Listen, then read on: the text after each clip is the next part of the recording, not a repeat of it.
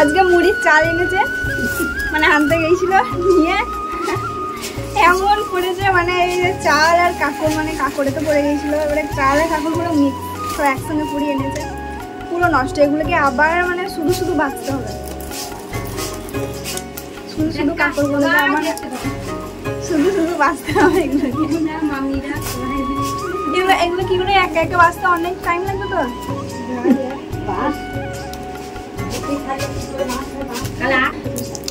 মানে কি হাসবো না কাঁদবো কিচ্ছু বুঝতে পারছি না, হাসিও লাগছে আবার খারাপও লাগছে, এতগুলো চাল নষ্ট হবে না, এগুলো সব বাঁচতে হবে একা একা, অনেক টাইম লাগবে একা একা।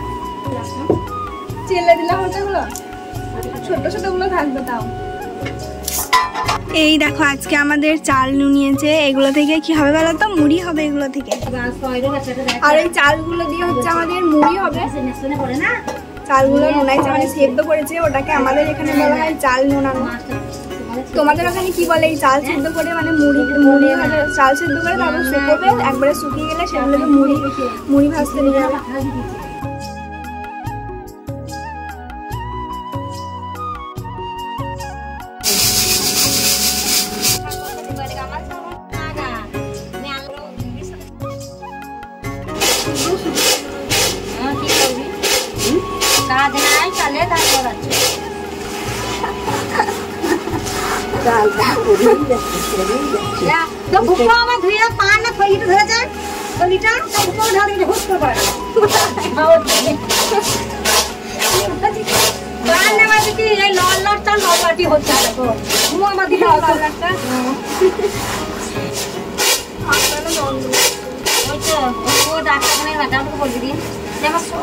মাথা যন্ত্রণা করে পড়তে পারি না আমি, বলবি কি বলে ব্লাড টেস্ট করতে বলে আমাকে করতে পারছি না, ওকে 2-3 রকম ব্লাড টেস্ট করতে বলে, এটা করা হয় না।